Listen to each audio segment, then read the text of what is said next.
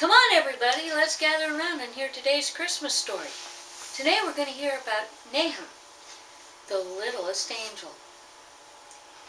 I was once told I was too little to do anything important. I was too little to take messages to important people. My voice was too soft to be heard in the chorus. I'm not strong enough to fight like Michael, but I still got the best job of all. I kept begging to help out when Jesus came to earth. I really wanted to take the messages to Mary and Joseph, but they said no one would believe me. I asked to be in the chorus to sing to the shepherds. I was told my voice would not be heard. I hoped that I would be asked to help with the star that heralded Jesus' birth. I was told my wings are too tiny and would not keep me up long enough. I was beginning to feel like I would not be able to help at all. Everyone else got to help, but me. Everyone kept telling me to go sitting on a cloud and out of the way. Then Gabriel heard me singing to myself. He said he had a very special job for me.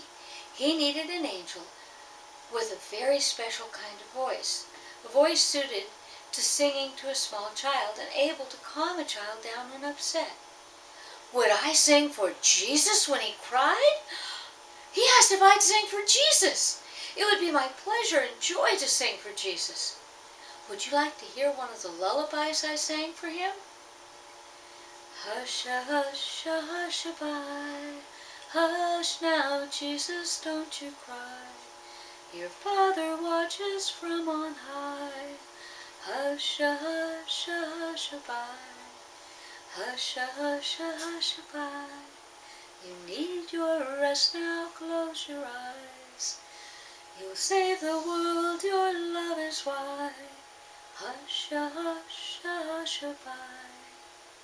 When Jesus laughed, it was as if all the sorrow in the world melted like snow on the first bright day of spring. He knew the greatest joy was doing his Father's will. When he cried, it was as if the deepest, darkest pit of hell had opened. All I could do to comfort him was to sing a lullaby. Even as a little baby, he knew his Father's will for his life. He knew what was going to happen to him. He knew that he would go through many horrible things before he could go back to his Father in heaven. This was his sorrow and his joy. He knew he was giving his life and love to all mankind. I liked making him happy when he cried. It was my joy to sing for him. It was not work. You know, you can never be too small or too weak to do things for the Lord. All you need is a big heart and a willingness to serve. Hi, I'm Carolyn Hoagland, and I wrote and illustrated An Angel Remembers 25 Voices of Christmas. The story I just read to you was one of the stories from the book I just finished writing. I would like to tell you about my book and ask for a little help.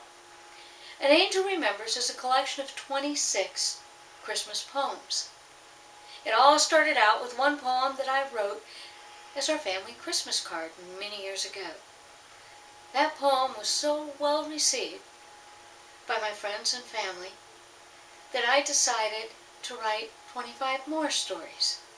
I wrote one for every day in December leading up to Christmas. I wrote these so that my then two-year-old daughter could learn about the Christmas story in a fun and entertaining way that would engage her and bring the story alive. Each day there is a different story told from the perspective of a different person that either we know saw the birth of Christ by biblical account, or that we can assume may have been there. For example, the angel Gabriel, Mary, Joseph, Zachariah, and Elizabeth are all witnesses to the birth of Christ recorded in the Bible. There are others like the innkeeper, whose story is told in the Bible, but it's just a very brief mention. And then there's some that, well, we can only assume. Don't you think that Mary and Joseph had mothers? What did they think?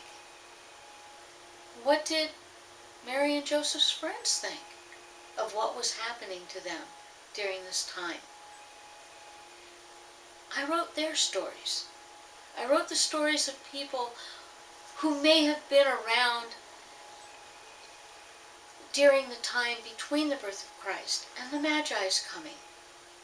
Because Mary and Joseph stayed in Bethlehem for about 2.5 years. What did their friends think? What did people say when they saw the star over first the stable and then the home where Mary and Joseph and the child lived? This book is already out on Smashwords as an ebook available in the iTunes bookstore and the Barnes & Noble bookstore, along with others, including Scorbit. I would like to get this book published. To do so, I need to raise approximately $2,500. I need that for the publication and distribution, and to have some copies on to sell. So if you would be so kind, if you would donate $5, I'll give you a coupon code to download a free e-version in any e-reader version that you need, or you can download it in PDF. If you donate $15, I will give you, and I'll mail you an autographed copy of the book. If you give $20, I will give you both an autographed copy and an coupon for an e-book. And if you donate $50 or more, I'll give you 2 print copies, autographed, and an e-copy coupon. I will also put your name in the back of the book as somebody who really helped me in this project. I really believe that this book is something that people will enjoy, and it can become a family tradition for many families. It's a collection of Advent poems. So please donate if you can. Thank you very much.